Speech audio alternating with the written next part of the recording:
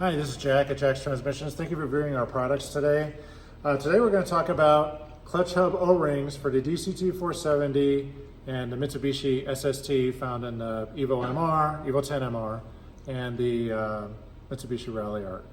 So these are critical in assuring that we have the appropriate pressure at the clutch assembly. These O-rings, here's a factory one here, it seals between this hub assembly and this plate, and it's supposed to hold the pressure of basically the whole piston assembly with that O-ring.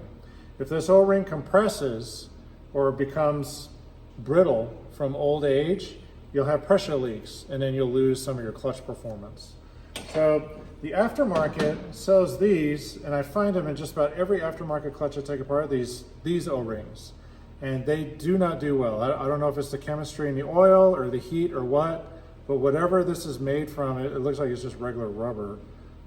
It cannot survive in this environment. They compress very easily and they begin to leak very easily. You probably can't see it in here, but where it was sealed between the plate and the hub, just the pressure from that sealing area has flattened this O-ring where it became leaky.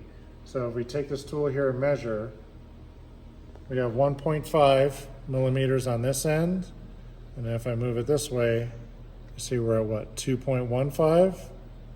So thicker this way than this way because it's compressed. And that is not good. You do not want that in your clutch.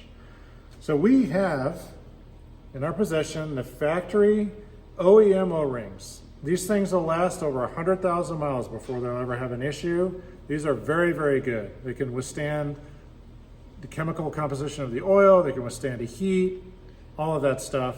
These are the best you can use. There's nothing aftermarket that's better than these. And we carry them in stock.